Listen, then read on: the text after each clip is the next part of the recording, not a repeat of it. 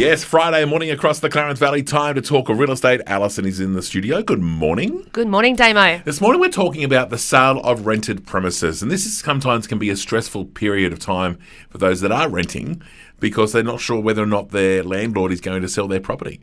Well, it is actually a really scary time because even if they do know it's going up for sale, they don't know who's going to buy it. Is it going to be an investor? Is it going to be an owner-occupier? Will the investor like them? Will the investor want to keep them?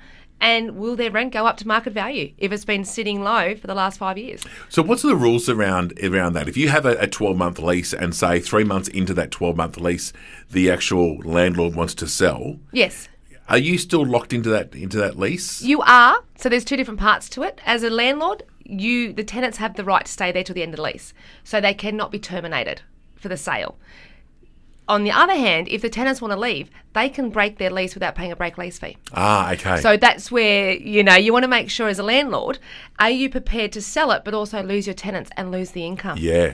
And you really want to work with an agent that knows how to sell an investment property to sell it to a landlord high price because of the rent income, and to always make sure that the tenants are happy, feel secure, and will work along with you. And I guess with the housing shortage that we've got in the Clarence Valley, you don't really want to go and, if you're a tenant, to get out of your lease and then try and find somewhere because you might not find it. You don't. And on the other hand, if you're not in the lease anymore and then the agent wants vacant possession because they find it easier to sell, those tenants are going to be homeless.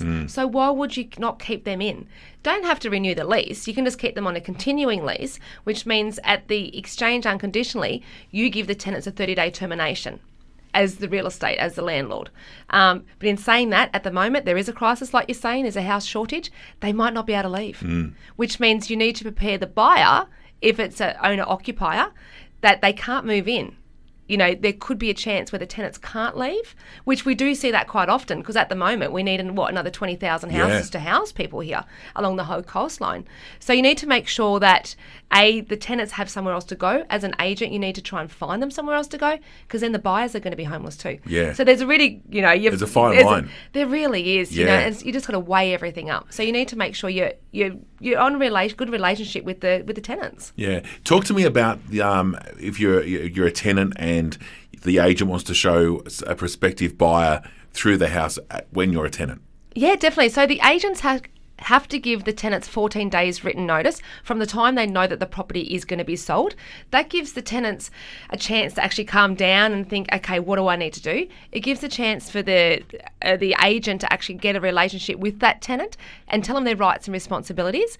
And they also can only do 2 private inspections a week or open homes, but the tenants can actually say, no, I don't want an open home, because I don't want people coming through all my personal belongings. When it comes to insurance, you do find if they've got like a gun safe, there is insurance with the tenants to say, look, you can't have people in that section of the house because that's part of their rules with the gun club. So you need to make sure you have that relationship like I just said.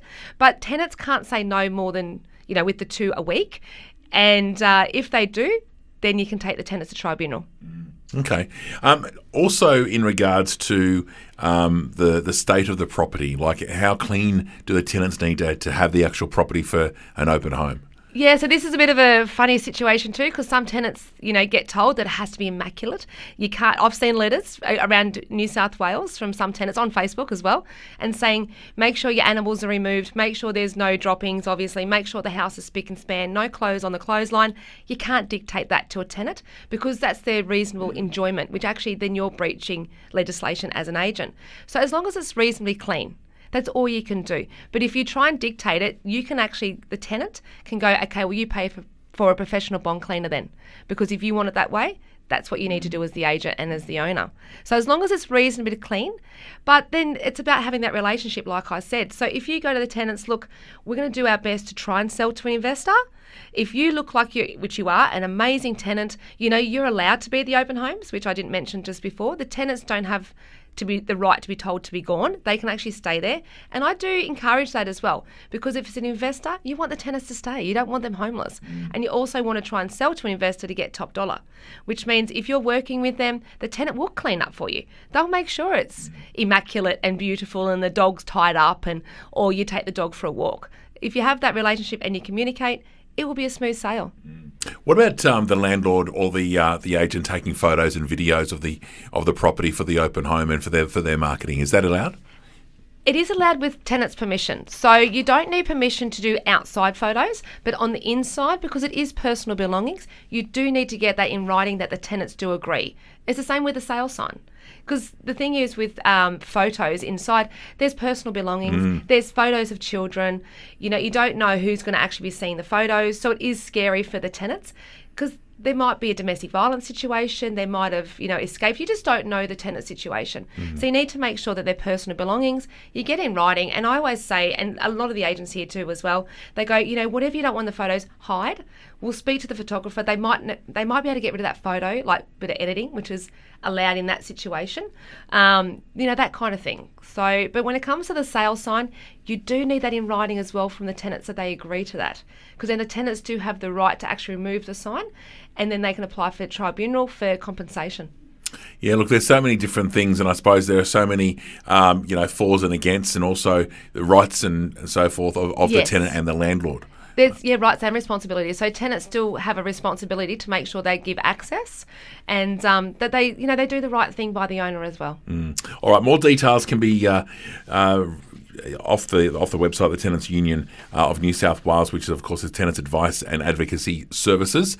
You can of course look them up on social media, but also the website to get more details. Thanks, Damo. Our house.